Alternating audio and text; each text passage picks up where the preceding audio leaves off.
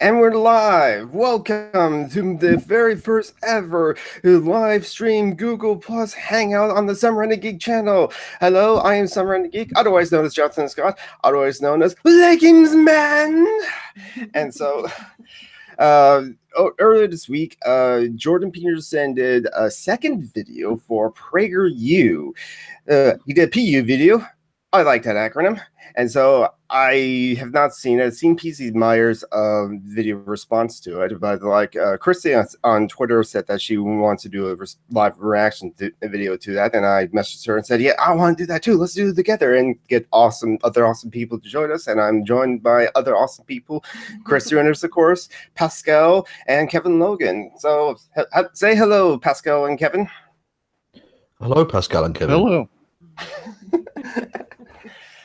All right, I think we're. You did the bit. You did the bit. I knew Kevin would do the bit. I would do the bit too. So, thank you very much for joining us in the very first live hangout. I'm a bit nervous right now. We got 3 viewers, so that's cool. And hopefully the people in the chat are cool and awesome. Tom is there. Hello, Tom. Thank you for joining us. Tom. It's Kevin Logan is allowed to say "fuck you" to people in the chat. And now, what do you think? How about we go around the room a little bit, then quickly just tell us our first impression of like Jordan B. Peterson, how we first heard him, what our first thought of them, and same thing for PragerU. How about that? Starting with Kevin. I think I can sum up both PragerU and Jordan Peterson by just saying intellectual frauds. That's efficient. Pascal, what was your first thoughts? Wow. Jordan B. Peterson, when I first started to see him sort of materialize on YouTube, I thought he was intelligent, he was poignant, and then he got to the point where he started elaborating on certain positions going beyond like the simplistic, and then it turned out that he was a complete and total blatherskite. He'd go into very long-winded explanations, not saying much of anything substantive and leaving everything up for interpretation. PragerU is an interesting place that I became accustomed to because of my interactions with a gentleman by the name of Mark Pellegrino. Mark Pellegrino is the guy who plays the devil on Supernatural. He's also a member of the what is it? Ayn Rand Institute, and him and Alex Epstein was a former member of the Ayn Rand Institute, and he was sort of chummy with him and going into like climate science denial and all that sort of stuff. And he then went over to the PragerU environment, and that's how I caught on to this particular channel and Prager and like all of its affiliates. And it's sort of like interesting how connected people are to both institutions, like the Ayn Rand Institute and PragerU. Like you'll see people like Ben Shapiro start materializing there. There's also Dave Rubin, who's been going like to panels with the Ayn Rand Institute. So I think there's like this entire narrative that people. But Dave Rubin's a liberal. He couldn't possibly be going to the Ayn Rand Institute. That's silly. Yeah, exactly. Suggestion. So I'm sorry that was a little bit long-winded. I know it's okay. Just first thoughts, but that's essentially how I became aware of both sort of organizations. And now Jordan Peterson's doing a PragerU video, which I'd imagine would tie him into that group quite well. This is actually the second video he did at PragerU. He did one 4 months ago, said "fix yourself," which I imagine is just like part of the 12 rules and stuff like that. So very quickly, well, no, Chrissy, do you want to like give your first thoughts on PragerU and Jordan Peterson before we start watching the video? Yeah, I was well aware of Prager because I stumbled upon them when I was watching YouTube in 2012 or 2013 and thought, wow, these people are full of crap, and stopped watching them because it's just propaganda. And then in terms of Jordan B. Peterson, I heard about him long before I actually sort of experienced him directly. So especially on Twitter around the C16 time and the responses to him and people's criticisms of him. I knew he was a phenomenon. I knew there were people talking about him. But it wasn't until more recently that I started to have to actually deal with his crap face to face. And yeah, he's full of a lot of crap too. So he and PragerU have that in common. Yeah, my first thoughts on so I first kind of heard rumblings about Jordan B. Peterson right when he was at the government in Canada protesting or testifying against C16, and I remember thinking, wait a minute, you're not going to use someone's preferred pronouns because of free speech? What? And so since then, I thought he's an asshole.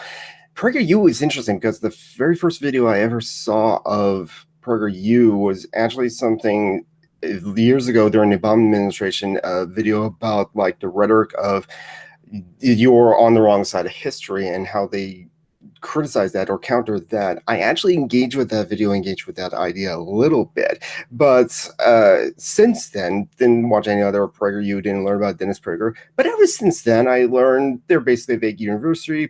Dennis Prager is a big fundamental Christian, and I've seen nothing but response videos from people like Potholder54 talking about responding to the fundamentalist Christians on there, and Democratic Socialist 01 did a video, and so now I'm just like, yeah, they're just crap.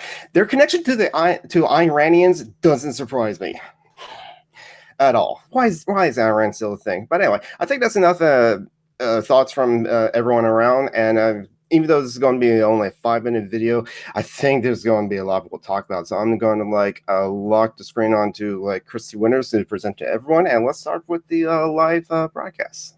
Okay. Well, the only problem with locking onto me, it's great when my sound is on, but then when other people talk, it'll stay on the screen. It might get a bit visually boring. So I'll just throw that out there as an aesthetic. But yeah, let's get started. And so I haven't watched this. Has anybody watched this yet? Yes. Okay. I have not. I have not. All I've seen is PZ Myers' reaction video, which we see in the top corner. And by the way, if I have that bandana, that red T-shirt, and those glasses, I would look like that hippie in that thumbnail. All right. So what I'm going to encourage is that we try to listen to a segment or a full idea before we interrupt, just so that we don't anticipate and try to pick it apart without hearing too much of it. But on the other hand, we do need to break it up because we can't listen to it unplayed with fair use for the whole thing. So Christy, that's going to be difficult because trust me, having watched this, there are going to be things you'll want to say every 10 seconds because it's a condensing of Jordan Peterson's entire idea stream, his consciousness nonsense, and it's buzzword Olympics at times. It's amazing. All right. Well, let's give it a go and see how we do. You may not realize it, but you are currently funding some dangerous people. They are indoctrinating young minds throughout the West with their resentment-ridden ideology. They have made it their life's mission. Turn the volume up ever so slightly, please. That's fine. Why don't I do? Yeah, I'll start it again. Sorry, we did a test before and it sounded louder, but now it sounds smaller. So yeah, I'll go back a bit. Right. But you are currently funding some dangerous people. They are indoctrinating young minds throughout the West with their resentment-ridden ideology. Okay, so we're funding dangerous people. I want to know what is defined by dangerous people. Not even dangerous ideas, but dangerous people. That's quite an allegation.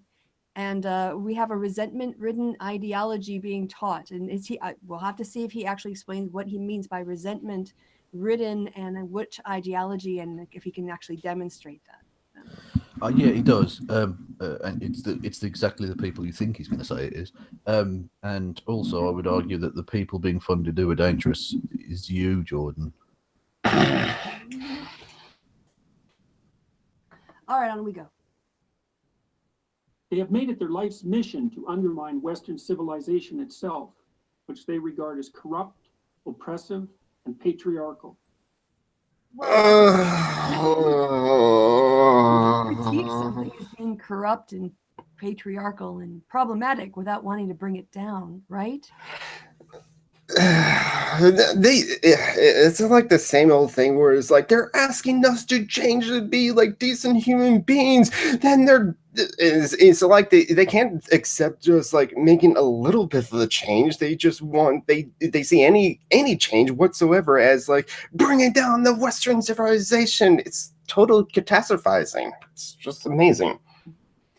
Pascal, you have any thoughts yet? Well, my thoughts at this point in time is this idea that it's like what people are doing is dangerous, is a little ludicrous, because like it's giving the idea that those individuals are purposefully trying to do things that are harmful towards other individuals. And the destruction of the Western civilization, essentially its foundation, it all depends on the interpretation of the individual of what is the foundation of Western civilization. And somebody like Jordan B. Peterson, it would probably be more traditionalist, religious, that sort of thing. And people are looking to try to push ideas that are helpful towards everybody, not just the traditionalists. That's essentially, that's not undermining, that's just trying to improve the status quo. Right. Or just presenting ideas that have occurred throughout history that have been incredibly either influential or important, Right. and affecting history. So you need to understand it to understand why it happened. Exactly. All right, I'll continue. I see faculty already, so we know where this is going, right? If you're a taxpayer or paying for your kid's liberal arts degree, you're underwriting this gang of nihilists. Gang of nihilists. Sorry. No, it's just he is a professor. He does see these people at like his places or like other colleges. When I look at college professors, I don't think of them as a gang. And it's like, and a gang of nihilists. It's just that sounds like a band name. Gang of nihilists. Well, can I just point out, do you now see what I meant by the kind of buzzword Olympics? And secondly, I told you we'd have to stop every few seconds. It's been 28 seconds and we've stopped 3 times. Yeah, this isn't going to be short, is it? No. He's not making any arguments. He's just asserting different things without and evidence. It doesn't get better. Yeah, these are all descriptive claims that aren't backed up by any evidence, and some are absolutely absurd, like this comment regarding gang of nihilists. It's his interpretation of what those the individuals he perceives as a threat are up to. Yeah. Well, I won't reveal. I won't reveal it, but my favourite bit is toward the end, look about the kind of 4.5 minute mark, the description on the piece of paper. I won't ruin it for everyone. We'll get to it in about 4 hours probably. So, but it is brilliant. It's a perfect distillation of the Jordan Peterson bullshit machine. All right, we'll look for that. Marxists aren't nihilists. Like, if his critique is that everything is Marxism and everything is cultural Marxism and everything has to be, criticized. Nihilism is. He doesn't know what Marxism is. No. He doesn't know what postmodernism is. Well, yeah, he uses those two synonymously. Yeah, he doesn't know what postmodernist or Marxist are. He doesn't know what those things are. He doesn't seem to know that postmodernism isn't Marxism and Marxism isn't postmodernist, and that Marxism isn't nihilist. He's just Marxism is modernist. It's a grand narrative of history. Yeah. It's exactly. Yeah, and he just uses those words as buzzwords. That's all they are. He's worked out the code to unlock the Patreon dollars. That's it. The many Patreons of dollars. Yeah, hearing those words, it upsets people, and then it also like excites people, and so that's what gets like clicks and like reading his books and like buying his books and joining his like talks and all this stuff. Yeah, outraged. All right, so now how we're all underwriting this gang of nihilists. Ideologues who claim that all truth is subjective, that all sex differences are socially constructed, and that Western imperialism is the sole source of all third world problems. If only he had actual quotes from actual people saying these actual things. Yeah. Name me a single person who's ever said it's the sole factor. Yeah, It's exactly. not true. That's a lie. And but this is the thing. Why am I expecting truth? A, it's Jordan Peterson, and B, it's Jordan Peterson on PragerU.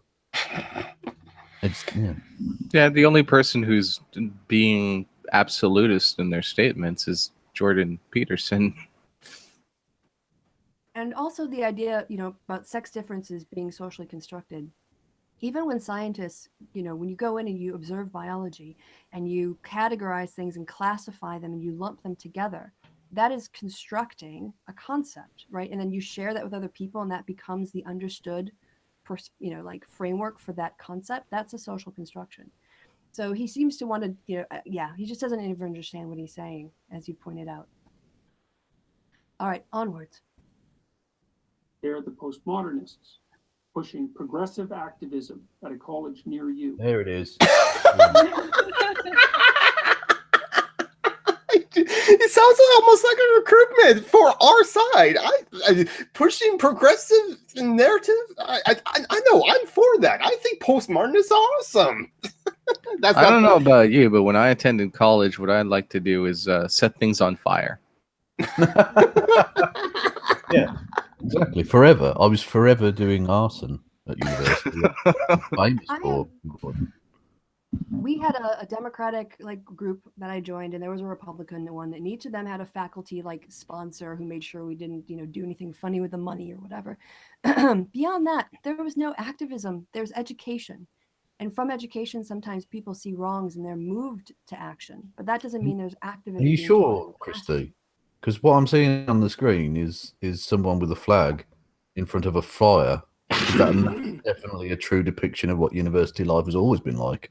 Yeah, they seem to think that students have all this free time on their hands, and they're not trying to get a degree, but they're actually hanging around and starting huge bonfires and yelling at stuff, I guess. Well, exactly. Well, they have to dispose of the white bodies they've murdered through white genocide.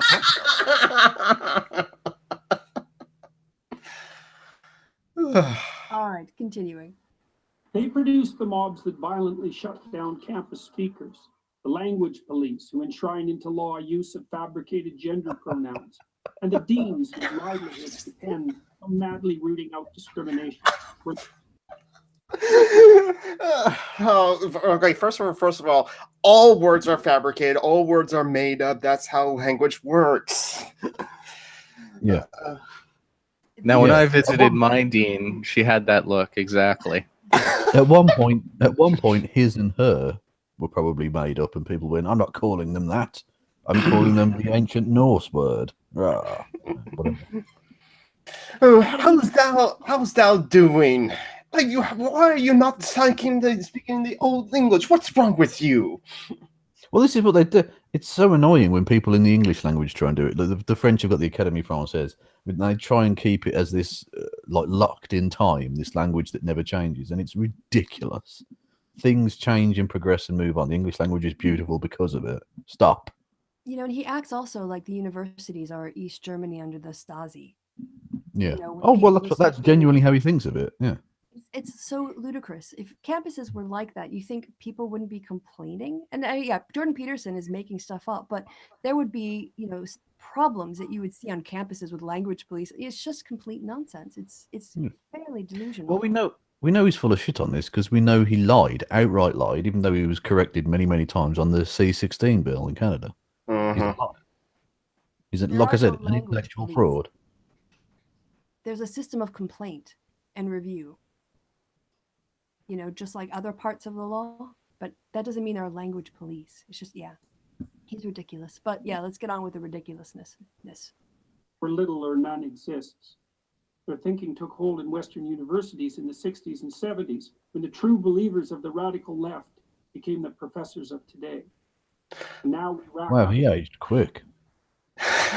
Oh my God, people are growing old. What is happening to Western universities? Well, Peterson, you grow old too. So the people who were Yeah, but I think he's mostly annoyed that those young people seem to have fun and principle and worthwhile experiences when they were young. And Peterson regrets the fact that he's always been a boring twat. Yeah, and as well, if you just like take Berkeley off the list, name other campuses where there have been massive protests because of a speaker on campus like Milo, to the point where there was sort of arrests and violence and things. Besides Berkeley, name 5. Well, look, I could probably do a search and I could probably find 5 instances where that occurs, but that's not necessarily substantive, because what happens is these are all anecdotal accounts. If I want to have the narrative in my head that there is a culture going on in university, and I'm looking up at all incidents where there are instances of this Well, Pascal, material. I don't think you could find 5 examples like that. You could find 5 examples of protests, but Well, that's fine. I mean, protests happen all the time. We're talking about, like he's saying, they're getting out of hand and stuff. Well, what I'm talking about is like instances where people could point the finger and go, you see what's happening here, and I can probably come up with 5 examples. Yeah, they do that every time. It could be something really innocuous, like, oh, someone called me a racist. You see, they called me a racist. Like, it's really pathetic. My point is that when you have these examples and you go looking for them, you're likely going to find them, but that is not an accurate representation of what is currently occurring on these campuses the majority of the time. And that was my point, that he's not providing any evidence. He's sort of, as Kevin was saying, using buzzwords. He's weaving a myth here. He's not relating facts. I just want to add the caveat that like, even though people provide examples of this occurring, that it shouldn't necessarily be taken into consideration as evidence, because it's not a representation of what is actually occurring on campus. Right, because in the state of Wisconsin, which has 5 million people, there were 12 4-year campuses, 12 2-year campuses, plus all the private colleges. So there were at least 30, 35 universities. Mm-hmm. And that's just one state. Wow, that's almost as many people as exist there. But I'm just saying that when it happens once or twice a school year, that doesn't mean this is a widespread problem, which is also what Pascal was saying. Yeah. Yeah, it's kind of like how at like any large protest with like thousands of people, the news will report on the 8 or 10 arrests or violent altercations with like Antifa. But like if you think about, wait a minute, there was only like 8 or 10 violent incidences or arrests that involve Antifa compared to tens of thousands of people. In my mind, that's a peaceful protest that just had some like small off like example instances on their own and stuff like that, but yet as this gets reported in the news that it was a violent protest. No, it wasn't. There were some altercations, but that's about it. Yeah. All right, so on with the myth making.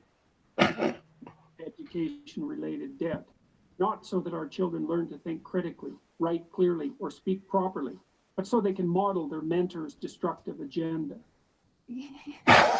Sorry. What are students doing when they're revising for exams then? What are they doing when they're writing their term papers? I mean, this is completely Christy, we already discussed this. They're making massive fires. You just make it sound like colleges are fun if I get to learn some destructive like attributes or something like that. Can I learn magic there? It's like, geez. But I would want to like think critically and write clearly and speak properly too. But anyway. Also, just to fuck with Peterson's head, what about if it's okay to learn destructive behaviors in class by, if you're doing like an explosives course or something? Eh? Or chemistry. You thought about that? It's just for people who haven't attended university. The first class you get a syllabus, and the syllabus lays out what the aims and objectives of the course are. And it sort of lays out what the general principles of the content of the course are, and what is considered general mastery of the subjects, and how those are going to be evaluated, and how many exams you're going to have to write, how many papers you're going to have to write, and what they're going to be worth.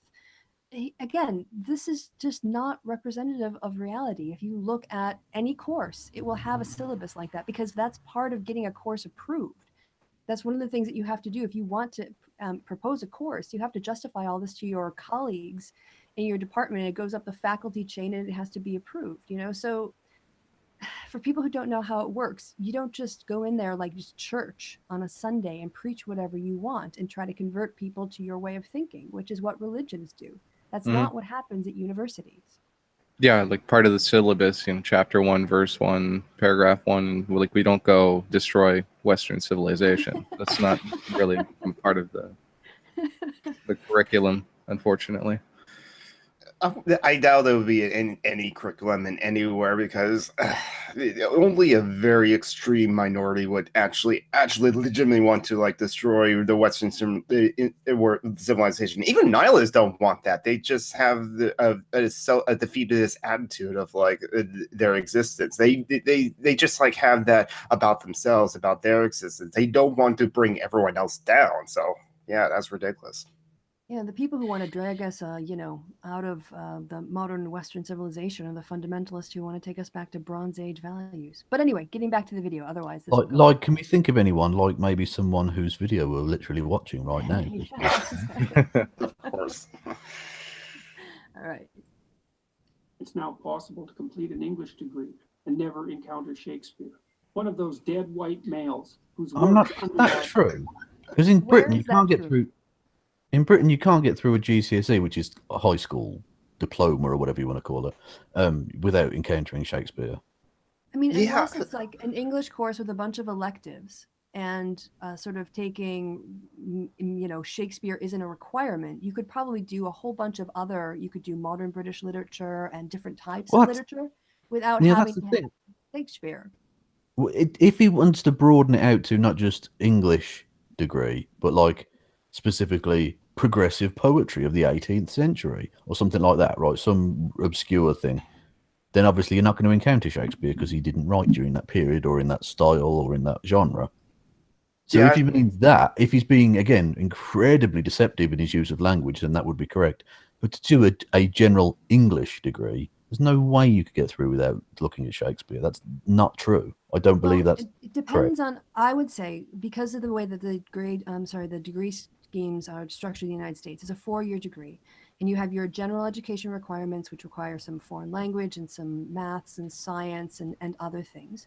And then you have your degree-specific courses. Now, if you're at a university like Madison or New York, really big university, where they have a lot of faculty on your English department, and there's a lot of specialties, and you're interested in, African-American writers and African history and looking at the connections in that way, and you want to specialize down world literature, you might be able to do an entire degree without having come across Shakespeare. But that doesn't mean that Shakespeare is somehow being taken out of English degrees. Do you see what I mean? Yeah, I remember thinking back to my experience in my high school. There was one English literature class I had, like in my junior year, that I was like, oh yeah, we didn't do Shakespeare, and the teacher went off like the curriculum a little bit while everyone else was reading this book, the classics that everyone reads. We were actually reading a lot of different short stories and stuff. And I remember that teacher also worked for the district, so he was often not teaching class and just going around the district for doing administration stuff. And I remember, in that class we didn't read Shakespeare at all. But then again, I also just remember, wait a minute, it was American literature. That's why we didn't read Shakespeare in that class.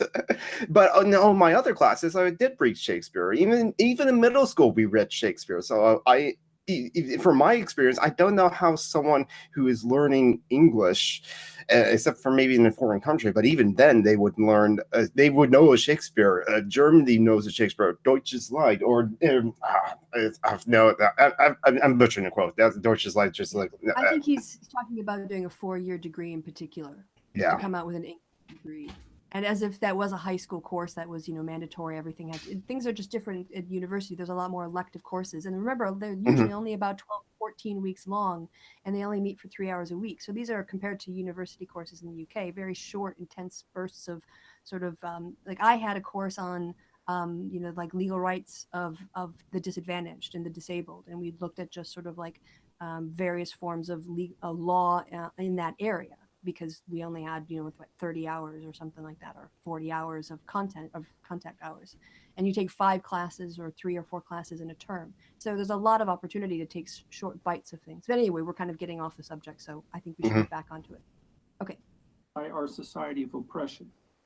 To understand and oppose the postmodernists, the ideas by which they orient themselves must be clearly identified. Oh, this will be good. Okay, finally. I just also a quick point. I like the fact that like William Shakespeare is apparently an oppressor. Yeah, that again is all made up by him. Just totally Also, made up. Christy, you got rather excited then at the idea that he was actually going to explain something to you. Yeah. Don't get your hopes too high. Is all I Just want like to say. a little The Princess Bride, you know, be prepared for disappointment. Yeah, exactly. Yeah, Used to don't. disappointment. Yeah, set your bar low, and then you won't be disappointed by the guff that's about to come up.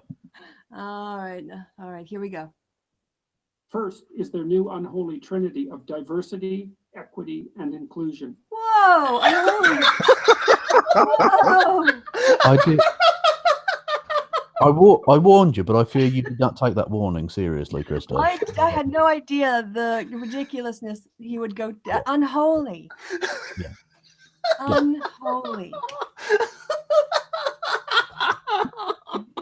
This is like Christian fundamentalist preacher that would be on a creationist cat video. That's perfect. He's a parody of himself. Oh my god. Yeah, he's a woo-woo peddler who the skeptics have been taken in by, which is delightful. Because it just shows what I've been saying for a while. Maybe they're not really skeptics, you know. Okay, so and also equity is unholy and inclusion is unholy. I mean, obviously diversity is threatening to him, but even the idea that people could be equal or that society could be inclusive, I just can't get my head around this. Yeah, it's right up there with Ayn Rand saying that altruism is evil. Yeah. Right. Christy, it's something we talked about yesterday in the thing. We looked at a thing that Jordan Peterson put out there. He mentions later on about the how it's evil that they've got diversity quotas, but we know that it's not even just diversity quotas he doesn't like, even just the prospect of there being diversity, even like a milk toast article that just says, oh, diversity might be a good idea, is too much. Sorry, I just have to get this out of my head, because when I look at this, I'm reminded of the French call, liberté, égalité, fraternité. Fraternity is inclusion. Egalite is equality. I mean, liberty, you could say, being free from slavery or free from oppression, racism, everything else, the history of slavery, I should say, is a form of liberty, which is diversity.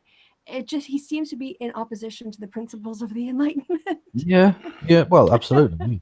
Well, he is, yeah, because he's a woo-woo nonsense peddler. But clearly, the 3 principles of the French Republic are Marxist, even though they literally happened before Marx was born. But that exactly, yeah. They laid the foundations for the postmodern cultural Marxist, nihilist, blah blah blah blah blah blah. Does he blame everything on the French? Probably. No, actually, isn't Sweden their new thing? I don't know. Well, one of the interesting things is about that unholy trinity is that liberty is kind of connected to all 3 of those things, interestingly enough. So okay, you hear it here first. Jordan B. Peterson doesn't like liberty. Right.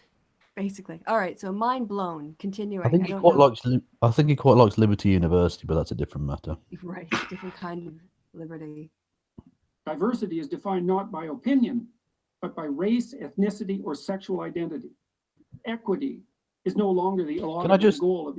Can I just point out the nonsense of him saying that diversity of opinion is a good thing and that they're against diversity of opinion? He literally was going to set up, until he was pressured otherwise, into starting a frankly fucking McCarthyist. That's the phrase I'm looking for. Thank you, leggings man. McCarthyist list of basically wrong think teachers that he didn't like. Yeah, so he can fuck off with this nonsense about how he supports diversity of opinion. He doesn't. Well, yeah, and he was also going to like ban like English literature and put that on the like blacklist of like postmodernist, neo-Marxist like indoctrination classes. Don't say blacklist. We know he doesn't like diversity. Whitelist, please. Can I also point out the inherent contradiction in what he's saying? Because he's saying, before you could have difference of opinion, but now it has to be, you have these sort of ethnicity, sexual identity, and gender identity, whatever. So what he's saying is you can have a diversity of opinion except on those topics. If you want to say something else on those opinions, you can't have a diversity of opinion on those things. Yeah, exactly. Yeah, you have to have state-mandated versions of his pre-approved ideas. Right. Diversity of opinion within his category of what's acceptable diverse opinions. Yeah, exactly. Also, he wants to take us back to a time, certainly in American history, where gay marriage, actually being gay, homosexuality was illegal, and black people knew their place because they were legally forced to be in their place. And plus, just off the top of my head, if you have diversity in ethnicity, race, and sexual orientation and gender identity, you would have a diverse opinion as well. So I don't see how it's okay to have like diverse opinion, but not okay to have although those other things being diverse as well. I think if you're diverse in those other areas, you will already in a way have a diverse opinion. But that's my take. Yeah, that was what I was trying to say before. I don't know if I was clear because it's kind of you've got two groups of diverse opinion, one okay and one not okay. But yeah. Okay, shall we? Equality of opportunity, but the insistence on equality of outcome. So I still want to know what these equality of outcomes are, because I haven't seen the list of equality of outcomes that I'm supposed to be advocating for. So I don't know what I'm supposed to say. Well, at the point I've just come to take on this rhetorical nonsense with a piece of truth, which is in itself a rhetorical device, but is true nonetheless. If these people support true equality of opportunity, then they have to believe in the complete and utter scrapping of inheritance. Yeah, I agree. Because Donald Trump having a billionaire daddy giving him everything is not an equality of outcome or equality of opportunity with anyone basically, but especially someone from a poor area whose family have got nothing and inherits not a penny. Yeah, to like spring an analogy, it's like people doing a 100-meter dash, and certain individuals have to start, at least 50 meters behind or 100. Yeah. Yeah, even those like dashes, like I think PC Myers brought that up in his like response to this was like because like certain tracks like have to like certain runners on like the other lengths of the track has to like cover more distance in order to get around the curves of the oval and stuff like that. They will start those runners ahead as in compared to the other runners and stuff like that. So they tier it off reasonably so that each one has to run an equal amount of distance in order to cover like the 100 meters and stuff like that. So if it doesn't look equal because not everyone's starting at the same place and not starting at the same line, but it is equal because of how much distance that each runner has to cover. I'd like to do a little thought experiment here, because Jordan Peterson has set up the premise that the gang of nihilists on these campuses that want to ruin Western civilization are committed to equality of outcome, not equality of opportunity. So then my question is, if what is desired is equality of outcome, faculty give out grades or marks. And if we are they are supposedly committed to equality of outcomes, why are there any differences in the marks that are given? Surely that they should just give everybody the same mark regardless of the work they do, if equality of outcome is the goal, right? No, the equality of outcome refers to the size of bonfire. Everyone gets an equal. No one gets a bonfire unless everyone gets a bonfire. I think it's a famous Marxist quote. I think that was Oprah, actually.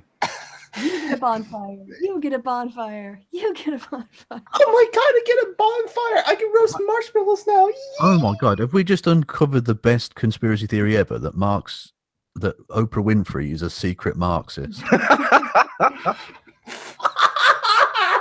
Alex Jones's head is literally going to fucking explode. It's going to be amazing. All right, and on that bombshell, let's continue. Conclusion. is the use of identity-based quotas to attain this misconceived state of equity. That's what I mentioned earlier. He doesn't. It's not even identity-based quotas. Even just the idea of there being an equality, he was outraged by on Twitter. So he can shove that nonsense up his arse. Yeah, I can't tell you what the identity-based quotas are that we were required to meet for recruiting students when I was part of, working temporarily at universities. I've never heard of reports on the quotas that people meet for various identities. Again, he's talking nonsense. He's just making stuff up. All right, continue. Which I think could be what's carved into the gravestone of PragerU. We're just making stuff. Just making stuff up. Yeah. All the classic rights of the West are to be considered secondary to these new values. Take, for example, freedom of speech, the very pillar of democracy. Hey, there it is. Postmodernists refuse to believe that people of goodwill can exchange ideas and reach consensus. Their world is instead a Hobbesian nightmare of identity groups.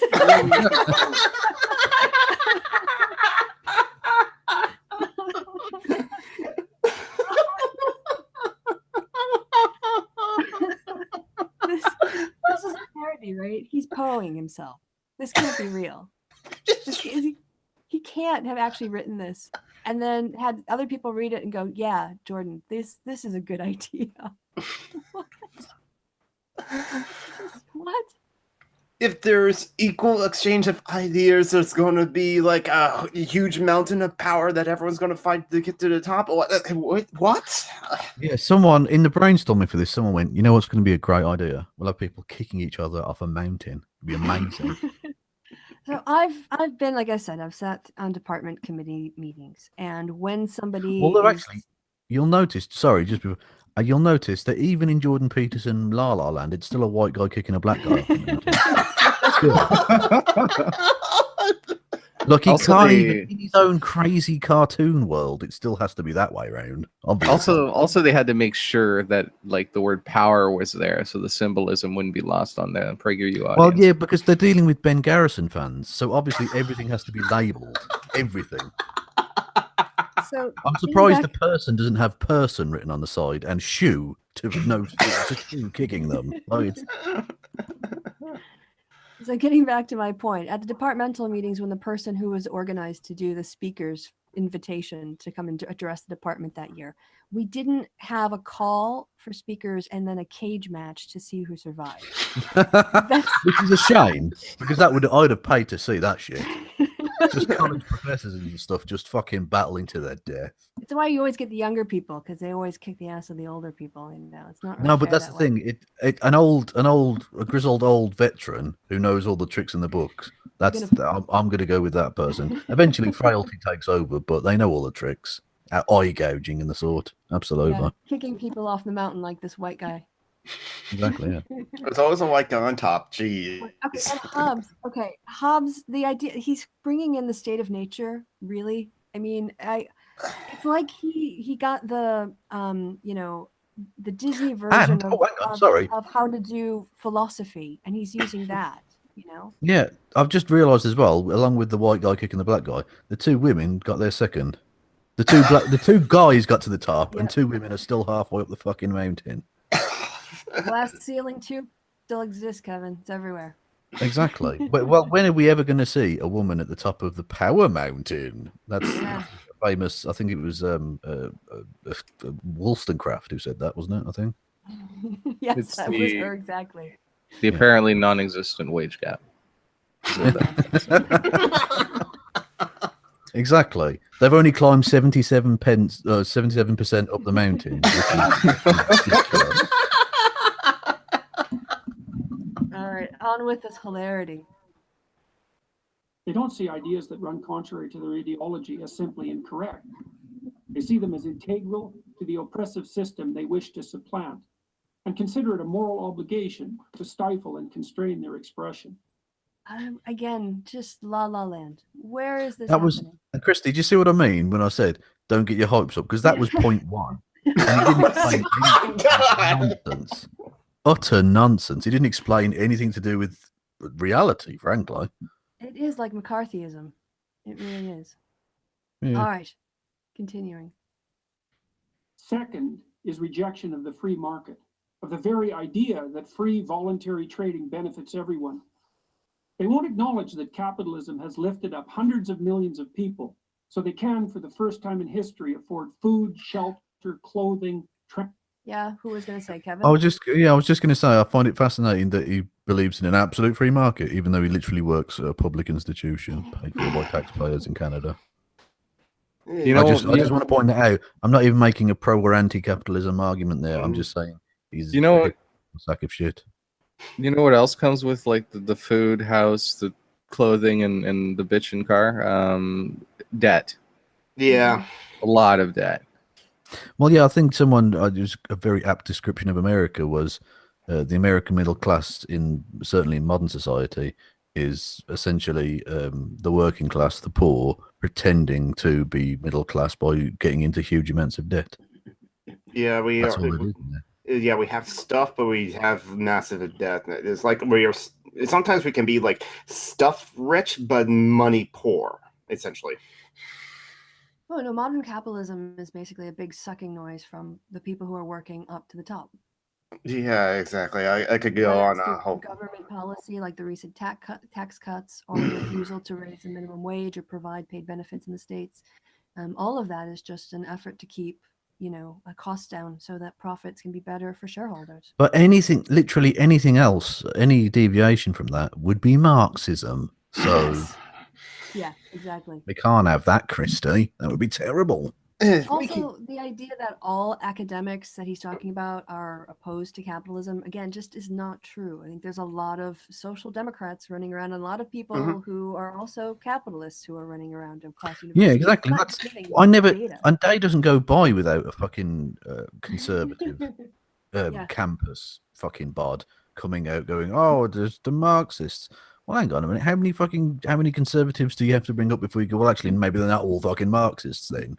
Peterson, you twat. Yeah, I remember listening to the audiobook for Dark Money and how a secret society of billionaires basically funded the far right of the Tea Party, and it's like I think the author outlined how the Koch brothers funded a lot of basically conservative leaning or libertarian conservative leaning economists and various different Ivy League jobs. And so if the Koch brothers have all the money and have enough money to make sure there's plenty of conservative professors in a lot of different universities, so this idea that the university is just full of these anti-free market capitalists is just insane to me. Yeah, I was watching David Pakman at a certain point in time, and he was talking about how the most when societies are rated by happiness, the ones that have the highest numbers are the ones that are using a two tier system, which is a little bit of socialism, capitalism, and essentially the mix creates an environment that's productive for individuals. People are a lot happier. So this narrative that people are just looking to do away with capitalism, it doesn't meet with the reality of the situation of what people are looking to have. But Pascal, you're dealing there with facts and reality, and this is PragerU, so they don't like to get that involved too often if they can help it. Right. And the myth maker. So here we go. All right. transportation, even entertainment and travel. Those classified as poor in the US and increasingly everywhere else are able to meet their basic needs. Meanwhile, in once prosperous Hang on, again. Argumentum ad Venezuelam. Yeah, the argumentum ad Venezuelam is absolutely forthcoming. But just on his point there, I don't want to let it slip by. Are the poorest in America able to meet their needs? No, I know a lot of people going into bankruptcy, homelessness. Yeah, also criminality, basically to survive. I mean, I live in Seattle where we have a homeless problem, and there's been a lot of happening with the head tax. The Seattle City Council did pass a head tax where any large employees, which doesn't include the company I work for, but they're like Microsoft and Amazon or anyone in the Seattle limits, Starbucks, they have to pay $250 per employee per year to fund homeless shelters and stuff like that. But then the Seattle City Council kind of caved to the businesses that wanted to repeal it, and so I cannot accept the notion that even the poorest in America have all the basic needs, because that is still not true. I know too many people who have basically have to resort to e-begging because they do not have enough money to pay for everything that they need. Come on, they get free water that tastes kind of sweet. I mean, it's not sugar that's being added. Yeah, it's the lead in the water that's making the water sweet. Which also exactly. The people of Flint are just Jesus. Free lead as well as water. Jesus. Apparently. All right, so but let's it's okay, because if that was happening in Venezuela, they wouldn't mention it at all. But besides, I'm sure there are capitalists that are trying to get a market on the free water. Because if we allow the capitalists to sell us anything or have the monopoly or the market on anything, they will try to sell us free water or sell us water. The lead in the water in Venezuela is just socialism's fault. All right, let's hear the nonsense about Venezuela. So recently, the poster child of the campus radicals, middle class, lines up. Again, hang on, time out, JPB, time out, mate. Since when was it the poster child of the campus radicals? Do you want to provide us with any citation for that at all? Any evidence whatsoever? No. I heard that. Granted, I haven't been to college campuses, but I heard of Venezuela not from college campuses or college professors talking about it, or demonstrations at the college campuses about Venezuela. No, I heard about Venezuela on from leftist YouTube and leftist Twitter. And also, I must point it out, Venezuela is not truly socialist. Last I heard, 85% of the common land or the land or the means of production is owned privately. That's not socialism. When me and my friends used to sit down and we'd discuss progressive, ideas that were going to destroy Western civilization, the first thing we'd start talking about was Venezuela. And USSR before that, and China before that, I'm sure. Okay, so basically anti-capitalism. Boom. There you go. That's postmodernism is anti-capitalism. Okay. No, but okay. Third and finally are the politics of identity. Postmodernists don't believe in individuals. You're an exemplar of your race, sex. Just pause. I want to point out that he points out gender there whilst pointing at the genitals, which is genius. But he says sex. So his use of language is so imprecise, so unintellectual, frankly. It's ridiculous. Also, why is your sexual preference linked to your heart and not your bollocks?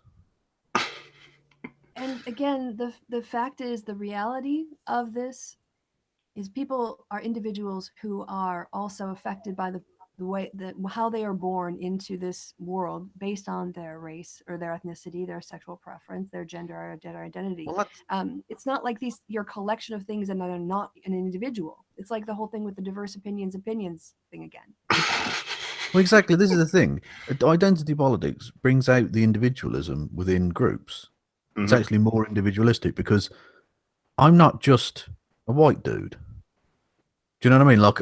You might see it as that, but I'm all these other things as well, which will never be taken into account when it's just, it's just a white dude or whatever, or it's just a dude, or it's just a person. That's so bland and not unoriginal. Just it's collective, isn't it? You know what? To address your point as to why sexual preference doesn't go to the genitals as well, I think it has to do with they'd have two arrows going to the genitals, and that might necessarily spark some sort of a movement for becoming a eunuch, and you'd have a whole bunch of right-wing eunuchs running around.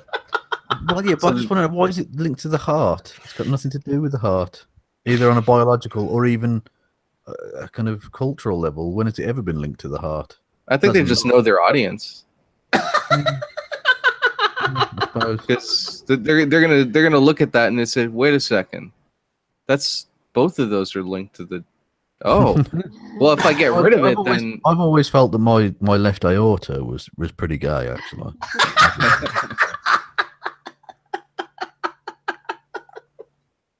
Interesting turn. I wasn't expecting. Personally, don't lie. You knew where this was going. You knew this was going to gay heart puns. You knew it was going there. As soon as I saw it. All right. Let's go. Let's get on. You're also either a victim or an oppressor. No wrong can be done by anyone in the former group. Again, not true because of intersectionality. You know, as a white person, I benefit from white culture. Yeah. That doesn't make me an oppressor, but it does make me part of a system that is oppressive. And by my behavior, I can either make it more oppressive or try to make it less oppressive. And also, but then again, it works the other way because of intersectionality. As a WOMS, you are affected negatively by patriarchal values. Exactly. And that doesn't necessarily make you good or bad. It's just a thing. Yep. So, Jordan Peterson, wrong again. Just Yeah. wrong on basic logic. It also seems like it's a binary. It's like you're either a victim or an oppressor. You can't be like any shade or degree or spectrum of a little bit of one or a little bit of the other. It's only those two things. You're either this or either that, and there's no in between, which is just ridiculous.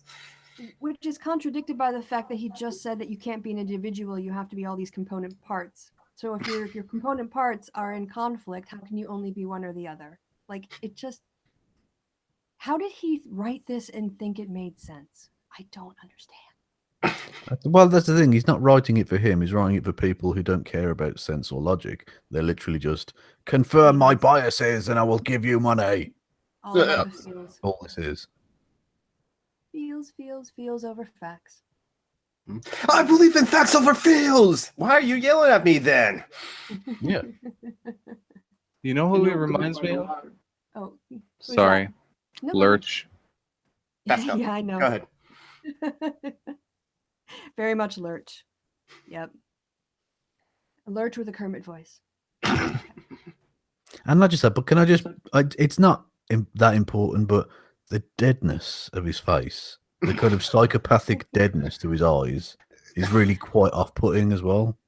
Oh my god, yeah, if I think about it, it's just like, this is almost like having an interview with, like, I don't want to say it, but I'll say it. It almost having an interview with a serial killer with his eyes. My god. If Jordan Peterson stars in a horror movie as the monster, that's maybe a horror movie I want to see.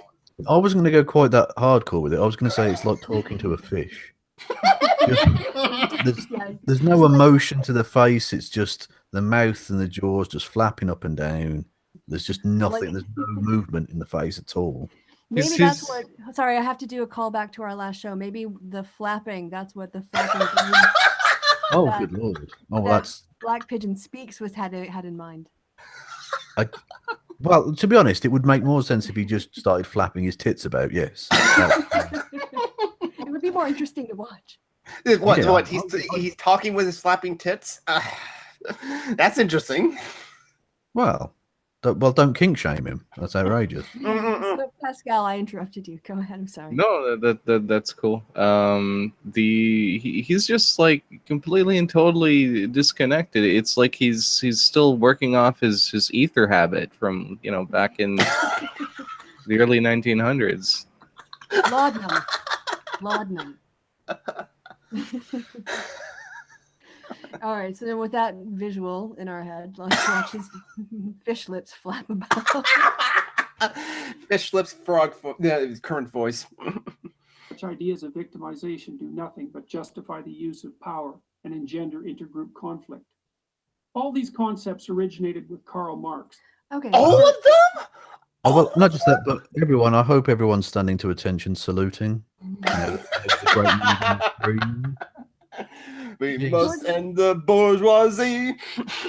Even most socialists aren't Marxists in the modern world, really. So I don't know why they keep bringing Marx up as if he's actually really that relevant to the modern world. They So probably just- because it's like the only socialist that they know of. They don't even know of like any anarchists. They don't know of Kropotkin. They don't know of Emma Goldman. And yes, I'm just writing off names I know off the top of my head. But yeah, you continue, Chrissy. Yeah, I was going to say that his complaint was that people are trying to get power. Well, power doesn't belong to any one person, right? Like you get power when you get a job and you get the authority that goes with that job. It's not inherent to one group.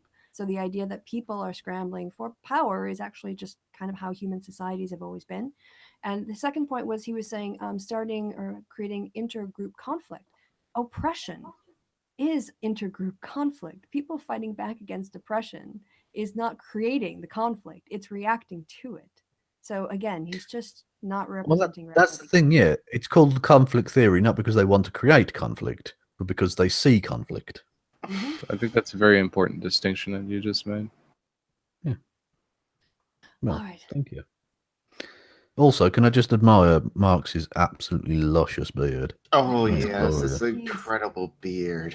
You've got to get, regardless of what you think of communism or communist leaders, their facial hair selection was absolutely delicious. Come on. Well, no, seriously, like that. From the tash of Stalin to the little goatee of Lenin, please behave yourself, gents. That distinction, that the reaction to a situation that is comes from like irrationality in order to try to make a reparation or an adjustment that would benefit other individuals. I think that's a distinction that kind of clicked something for me. It's going to get me to think more on this particular subject. Oh, good. Yay. Good. I said a smart Good. thing. Oh, that's fantastic. The dialectic of ideas crashing into other ideas and making people think. Good. That's positive. Oh no, wait, that came from Hegel, and you know who was influenced by Hegel? Marx. Oh my God! It Marx. actually does all go back to Marx. He was literally involved in a group called the Young Hegelians. No. All right, so let's hear about how bad Marx is. The 19th century German philosopher. Marx viewed the world as a gigantic class struggle, the bourgeoisie against the proletariat. Ooh, you mean like a grand narrative of history that characterizes modernist thinking? Yeah. Also, Karl Marx, another dead white guy. Exactly. Why does he hate dead white guys? It's ridiculous. He's so anti-white, this man. Jesus. The grasping rich against the desperate poor. But wherever his ideas were put into practice, in the Soviet Union, China, Vietnam, and Cambodia. This is unfair, right? I'm not going to defend any of those regimes for a second, by the way. Yeah, But exactly. what I will say is that even Karl Marx, during his lifetime, realized the danger of certain people who did things purportedly in his name or purportedly along his principles. That he said was, if there's one thing of which I'm sure, it's that I'm not a Marxist. Mm-hmm. Like he realized that there were people out there who would take his ideas on and do potentially nasty things with them, and that didn't represent him or his ideas. So to say that it did is grossly unfair. Like if you want to criticize those regimes, you absolutely can. But to say, well, Marx is responsible for squillions of deaths is not true. Yeah. It's also the case that he picked out like the worst four of all of the instances where people have tried communism. And that's a bit like saying, you know, US policy when it comes to its own, you know, dealing with things in its own country, and then you list the worst 4 massacres in US history. You know, it's very selective in its presentation and doesn't Also, actually reflect the full. Yeah, go ahead. Yeah, the fact that he mentioned Vietnam, I think it would only be fair to mention that actually Americans killed lots of Vietnamese as well. Oh yeah. So do we get to blame capitalism for those deaths? Yeah, he's not really blaming capitalism for all the deaths that happened under colonialism, is he? Oh yeah, or imperialism, yeah. Because capitalism. But that's not real capitalism. That's corporatism. Oh, Crony capitalism. Oh, jeez. They will at least admit it's a part of capitalism. Go ahead, Pat.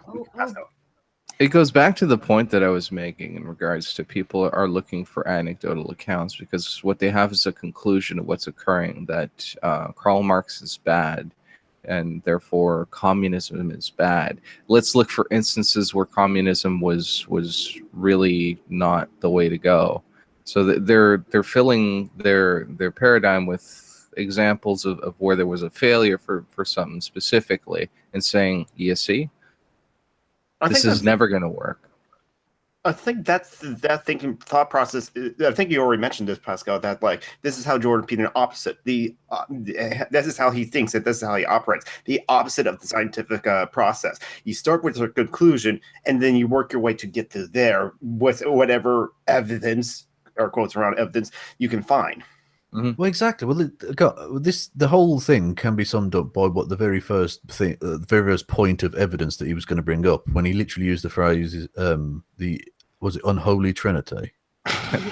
Yes. I mean, that says it all. That says it all. Why are we even critiquing the idea that he's not scientific when he started off with that? You don't need to. It's plain. Father J.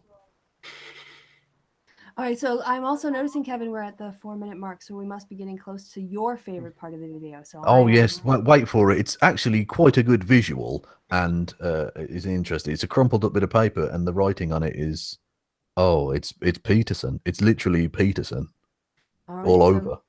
We're getting closer now. We'll see if we can make it without another interruption. Whole Not economies a chance. failed, and tens of millions were killed. We fought a decades-long Cold War to stop the spread of those murderous notions. And now the president is friends with them again. I think friend suggests a level of sort of mutual power involved there, and I don't think it quite works that way with Trump and Putin. Yeah, he's his lapdog. Yeah. Okay, sorry, my interruption that time. But they're back in the new guise of identity politics. Cultural Marxism. Actually, I think the Russian ideas and dangers are back under the guise of Putin being Putin. He's not even wearing a guise. He's just doing his thing. Oh, are these the ideas? Okay, here we go. Of the postmodern neo-Marxists should be consigned to the dustbin of history. Instead, we underwrite their continuance. That's it. The corrupt ideas of the postmodern neo-Marxists. Genius. That is Peterson's whole view of the world summed up. It's ridiculous. Yeah, we might as well It just doesn't mean anything. Antichrist. He's even given himself a grade. I just noticed that. Oh my god. This guy is such a joke. All right, there we go. That's his bumper sticker, basically. You're right, Kevin. Oh god, I'm going to see that now on a t-shirt. I know I'm going to see that on a t-shirt. Oh god. Yeah, like advocate for the corrupt ideas of the post-neo-Marxists with an air war. Like, I wrote this. Well, no, they should do a range of t-shirts at the University of Toronto. I went to study at the University of Toronto, and all I got was inculcated with the ideas of the corrupt ideas of the postmodern neo-Marxists. I wanted to learn psychology, and I learned about like postmodernist neo-Marxists. All right, here we go. Institutions where the central ideas of the West should be transmitted. He also gave himself 3 underlines for the and a circle on the A+. Okay. Okay, just in case you hadn't seen it, just in case. Hold on. Someone in the live chat, Joan P. It would have been funnier if it was a gold star instead. Yes, that would have been perfect. What I want to know is why didn't the teacher draw a smiley face as well? Oh, why didn't Father P get the smiley face? All right. Across the Father J. generations. Unless we stop, postmodernism will do to America and the entire Western world what it's already done to its universities. I'm sorry, what? What is it doing to its universities? What? I'm curious. Is he just like completely anti-humanities and philosophy and all social science and anthropology? Look how dead his face is. Fuck all that. Look how dead his face is. It's ridiculous. That is the face of a man who's standing over a dead body that he's just fucked.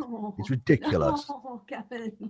No. Oh no, he's the tall man from like he's the tall man from that old movie. Right. Look onto Christie's screen for a second. Right, I'm going to do a voiceover for him. Okay, hold on. Is Kermit or is Lurch? Hello, Clarice. I've been expecting you, Clarice. Now that's a reference that some young people aren't going to get, but trust me, this man is a psychopath. Look at him. And I ate his liver with the fava beans and a nice Chianti. He is, look at him. Wouldn't it go more like, "Hello, Clarice"? Oh, That's a someone little has to too make an violent. edit of that, of literally Kermit in the fucking thing. In the, Hello, in the South. Clarice. Yes, I ate his liver with some like fava beans and a nice chio Chianti. Finally, Kermit's people are piggy taking me burst in. seriously. It's fantastic. Can you do a more robot, more emotionally dead Kermit? I'm smiling on the inside. That's better. That's it. That's it. These postmodernist neo-Marxists are destroying Western civilization. Oh, nobody's gonna take this seriously. we were doing highbrow stuff, and now it's just we're doing Kermit impressions. Like the thing But he'll that's get what it has to- passionate. It has to the- get down to, because it literally is just Kermit talking about shit. It's ridiculous. The thing he'll get passionate about is like crying about Pinocchio. Yeah. I heard Talking about how Frozen is like, oh, it's the postmodernist Neo-Marx. Oh, fuck off. Let Let it it go, go. Jordan. Let it go. Yeah, let it go. Let it go. Nicely worked. Now they know, so let it go. All right, so we've got about half a minute left. I'm Jordan Peterson, Oh, not even less. professor of psychology at the University of Toronto. Amazing. Prager It's University. astounding. Right, don't click off it yet. Right, listen to this bit as well, because this, I think, sums up why it's sort of dangerous as well. All right, we're gonna keep going. Thank you for watching this video. To help keep PragerU videos free, please consider making a tax-deductible donation. Tax deductible. Yeah. What a load of crap. Yeah, he literally is pimping himself out and pimping out PragerU for donations. And yeah, he wants to be taken seriously as like a scientifically literate individual, an academic, an intellectual. I He's a dislike clown. this video. I dislike this video. Holy Christy out. Well, that's exactly what I would expect a cultural Marxist postmodernist to say. So, That's my free speech, Kevin. That's my free speech. well, what do you expect? Some sort of diversity of opinion? You come on. Yeah. Everyone gets free Wait a minute, speech. Everyone gets free speech except the postmodernist Marxist cultural fucking something. No, you know what it is, Kevin? Is I'm going for equality of outcome, and right now he's got too much equality in the positive direction, and we need to get it down so it's completely 50-50, because that's equality. Well, you know of what you need to outcome. do to the surplus? Put it on the bonfire. There you go. The surplus likes. Besides, aren't we a gang of nihilists anyway? We want to just bring everyone else's down, according to Peterson. Well, I'm not a nihilist. I'm just depressed. I think that's slightly different. That should be on that T-shirt.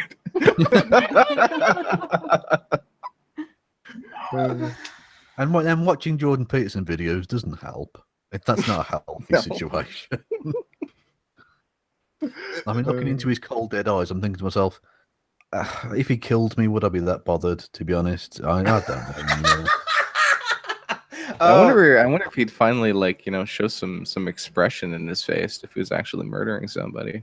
Guys, this is so dark.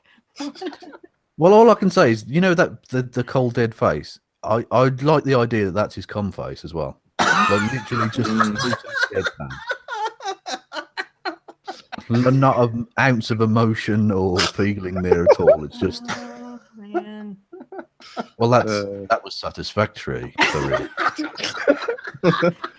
That was Kevin's adequate. goal Thank you. of eliciting a groaner from me, going, no, that's no, too far. I'm fine with three of that. Anyway, and okay. on that green felt bombshell. You want to go Tom, see a movie? Want to play a game?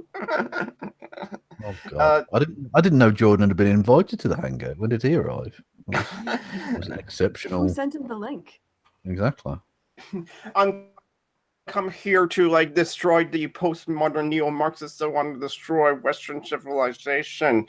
Tom McDonald in the live chat has said that like at the end of the PragerU video, they have a quiz on the Peterson video. It's multi-choice and forces you to choose the Peterson approved talking points to get to get certified, to get the certification. Oh my god! Remember, this is a fake university. We just took a course in PragerU. Oh my god! And he's the one lecturing people about indoctrination. Seriously? Seriously? This guy is a hack. I don't care if he's got a professor in front of his name. He's a hack when he's whatever he hasn't had peer reviewed, he's a hack about from what I've seen.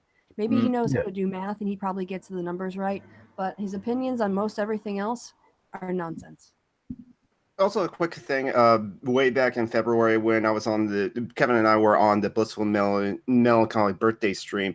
Her partner is actually taking a master's class on clinical psychology. So I brought up Jordan Peterson, and he said, Bliss's partner, has said that like, yeah, Jordan Peterson he's not really a clinical psychologist. And again, according to Peterson, he had patients before, but a clinical psychologist usually actually deals with like helping people with anxiety and depression and stuff like that. But in Jordan Peterson's like peer review work, he does like industrial psychology or something like that. Basically, he's a Jungian, and he believes in Carl Jung and is subscribed to that school of psychological thought, and he kind of just works with like personality types. So it's just like very broad strokes of like, you're in this personality type and trying to like work with this other personality type. I think that's very much what his peer review work is and stuff like that. So yeah, there's that. Other things that like when I've heard him talk about certain concepts like IQ, I think he's got a really antiquated and dated perspective, like in terms of how which is different from like what modern psychologists are reporting in regards to the field of study when it comes to intelligence and that sort of thing. I don't want to. I don't think I want to look up what his true thoughts on IQ are, but at least it's so IQ. Jeez. Well, I mean, as a fellow academic, his peer-reviewed work, as far as I'm concerned, has gone through the system. Those were probably co-authored papers, a lot of them. I don't want to, sorry, I don't want to disrespect anything that he's published on a scientific level that's made it through that process. But I don't believe he understands anything about Derrida. I don't think he understands I think he doesn't understand a lot about the terms he uses. And what he does understand seems to be either very shallow or a misunderstanding of it. So when I say he's a hack, I'm not saying he can't do good work. What I'm saying is when he moves beyond his field of expertise, he doesn't seem to apply the same rigor in understanding those concepts as he does in his own field. Mm-hmm. It's like he's accumulated a very specific subset of knowledge in regards to his specialization. Right. And he hasn't, accumulated anything else beyond that point. And I've seen that in like a lot of cases, like especially with like the old guard with the atheists and that sort of thing. Like they just want to take a rubber stamp with the word religion on it and just apply it to every single problem that the world faces, and it's a lot more complicated than that. Yeah, exactly. Yeah. He's got sort of mediocre white man syndrome, in that he really thinks he knows a lot more than he does. Because he tends to take a very authoritative tone and lecture people, as he does in the classroom when he speaks publicly. And so people take on not listening to someone's opinion, but of being a student. And that's a kind of indoctrination he's complaining about. Do you think that's like just success? Like at a certain point, if you quote unquote succeed, you sort of stop trying at that given point in time? That might be like one of the reasons behind that. Yeah, I think so. Yeah, because who was challenging him for the longest time? He was getting away with so much, and because Toronto does have a very strong commitment to the freedom of expression of their faculty, which he often ignores when he talks about his situation, he is able to say these really things that I think will make the university look terrible. You're right; it might be just complacency, but I always want to make sure that I'm correct, and if I'm not sure, I hedge my bets and I say that I don't know. But he doesn't demonstrate that sort of conservative commitment to accuracy. He's too busy telling a story that he wants to get across, and he wants to win people over, it seems like, rather than educate people. Right. Well, thank you to Pascal, to Kevin, to Christy. Any other final thoughts before I stop the podcast? No. No, Okay. just No. thanks for the invite. Thanks for having me on. It was a pleasure speaking to all of you, and definitely something I'd like to do again in the future. This was a lot of fun. Oh yeah, this was a lot of Fuck you, fun. Tom. I think this is the only way I'm ever going to watch any PragerU videos and stuff like that. I just I need to do it with others so they can share my pain, or in this case, laugh with me, and and I think it's important to like do this kind of things. Like we can't, because if Jordan Peterson's ideas goes unchecked, it's going to be really bad. I think I remember I said this before, but I think other like philosophy college professors that like work on like admin stuff, like receiving new students, they are having a problem of having to like deconvert their new philosophy students and what postmodernism is based on people like Jordan B. Peterson. So Yeah. He's actively deleterious to the education process. yeah, exactly. Well, thank you all who's watching, all 9 viewers, and from the live chat to Kevin Logan, good stream. Bye. Oh, fuck you, Kevin. Oh, fuck you, Tom. Yes, thank you for everyone that's joined this. People who are in the hangout that like stay a little bit afterwards, we can have like a nice post hangout conversation. But to everyone's watching, thank you for the very first ever Some Random Geek live stream, and thank you to Pascal to joining. Thank you to Christy Winters for joining, and thank you to Kevin Logan for joining. Links to their channels are below the in the description below, and check out their channels if you haven't already. And so all of the rest of these said is stay awesome, my friends. Bye, everyone. Say goodbye, everyone. Goodbye, everyone. Goodbye. Bye. You did the bit.